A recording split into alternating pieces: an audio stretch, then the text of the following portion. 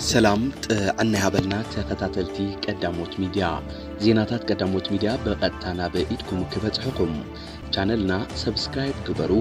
حقኛን ተአማንን ዋናው ዜናን ሐብሬታታትን እንቀርበሉ قداموت ميديا سبسكرايب لايك شير ኮመንትን በመግባር ምሳና ክትኮኑ በመዕዳም ንሎሚ ናብዛ ሐዝናዮም ሐብሬታታት ግንባርን ትኩሳት ዓለታው ዜናታትን ክንጸግር አቀድምና ግን አርእስተ ዜናታት ክነስማዕኩም جگنا سراوت تگرای ኣብ ግንባር ደቡብ ዝገብሮ ዘሎ መስተንክራው ስርሒት ንጸላኢ ሞትን ቁስሉን በመግባር ሰፍ ዘይብል ክሳራታት ከም ዘብጽሐሉ ምንጭታትና ገሊጾም በአዳላውነት ሕብረት አፍሪካ ኣብ ደቡብ አፍሪካ አመንጎ ኢትዮጵያን መንግስት ትግራይን ዝግበር ዘተ ሰላም ሎማዓንቲ ሶሉስ 15 ጥቅምቲ 2015 ዓመተ ምህረት በዕሊ ከም ዝተጀመረ ተገሊጹ ዝጀመርናዮ ክንክምቡተኢና መኸተና ድማ ከዕወት ይክብሉ ፕሬዚደንት መንግስት ትግራይ ዶክተር ደብረጽዮን ገብረሚካኤል ገሊጾም زبلون كالوتنا اللونا نختكتاتولنا بخبر نعدم جگنا سراوت تگراي أب جنبار دوبوب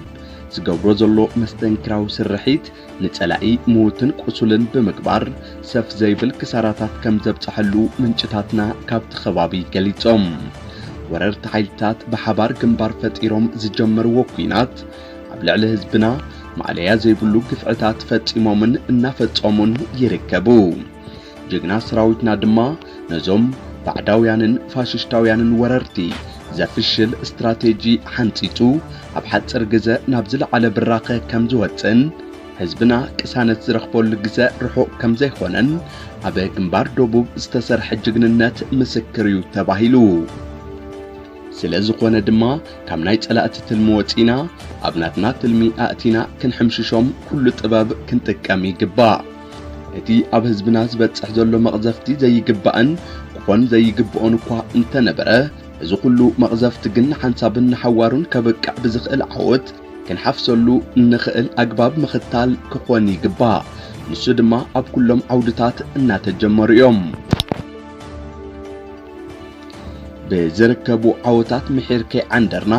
ዘጋጥሙ ስዕረታት እውን ከይተደናገጽና ንዘይተርፍ ዓወት ብጽንዓት ክንቃለስ ይግባ حيت سراوتنا حدشت سلتታት بموسخ بلعل ون تاريخ እንዳሰርሐ እዩ ዝርከብ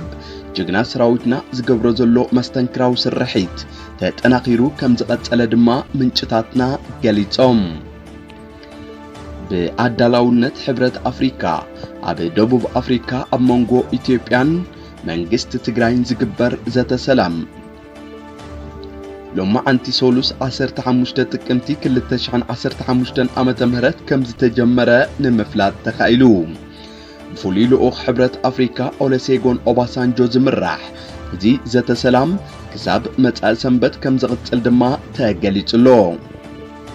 بوغن منغست تقراي أفت زت سلام بوانا نت أبسلست نقرات تخرت بمقبار ناب دبوب أفريكا استوقعزو كوينوم نساتهم دما والكاملاقي إسياس كمريت تقراي بزيوع الحدر لقيقو كوات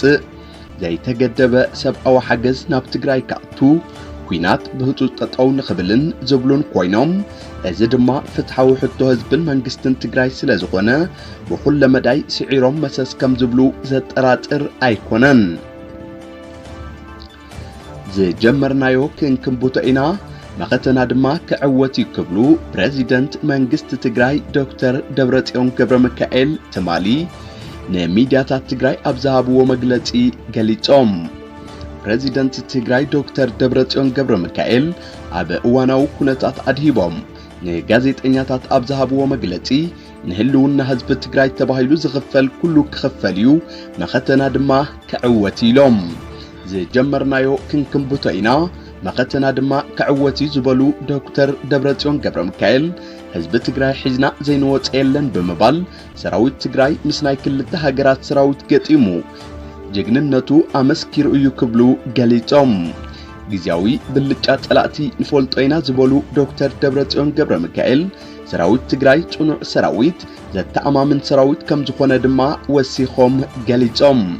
ጸላእቲ ንመወዳእታ ግዜ ኢሎም እዮም መጽኦም ናውን ንመወዳእታ ግዜልና ንምክት ዝበሉ ፕሬዚደንት ትግራይ ዶክተር ደብረጽዮን ገብረሚካኤል ኣብ ውሽጥን ኣብ ደገን ዘሎ ኩሉ ትግራዋይ ከምክት ይግባእ ብምባል ዓወት ዘይተርፍ ከም ዝኾነ ድማ ኣመላኺቶም ዶክተር ደብረጽዮን ገብረሚካኤል ዲያስፖራ ትግራይ ውን ቃልሱ ኣሐይሉ ክቅጽለሉ ጸዊዖም ኣብ ሱዳን ዞባ ቡሉ ናይል ኣሞንጎ ማሕበረሰብ ተኸባቢ ብዝተላዕለ ከቢድ ጎንፂ ብውሕዱ 227 ሙማቶም ንምፍላጥ ተኻኢሉ ሓደ ላዕለዋይ በዓል ስልጣን ጥዕና ከም ዝበሎ እቲ ፍጻመ ኣብ ዓመታት ተራእዩ ዘይፈልጥ ደማዊ ግጭት እዩ ክብል ነቲ ኣሰቃቂ ተግባር ገሊጽዎሎ እቲ ዘይምርግጋ ኣብ ኩናትን ፖለቲካዊ ቅልውላውን እትርከብ ኣፍሪካዊት ሃገር ጸገማታ ዘጋድድ ኮይኑ ይኹን እምበር ምስ ኢትዮጵያን ደቡብ ሱዳንን ኣብ ዘዋስን ክፍለ ግዝኣት ቡሉ ናይል ዝተልዓለ ውግእ ኣብ መጀመርያ እዚ ሒዝናዮ ዘለና ወርሒ ብሰንኪ መሬት ምስሓሓብ ዝተበገሰ ምዃኑ ተፈሊጡሎ ሱዳን ኣብ 2014 ዓመተ ምህረት ብጉጅለ መንግስቲ ኢትዮጵያ ዝተፈላለዩ ትንኮሳታት የጋጥመን ካብ ዝነበራ ሃገራት ኣፍሪካ ሓንቲ እያ ድብሉን ካልኦትን ነይሮም ንምክትታልኩም ኣዚና ነመስግን ሰሰናዩ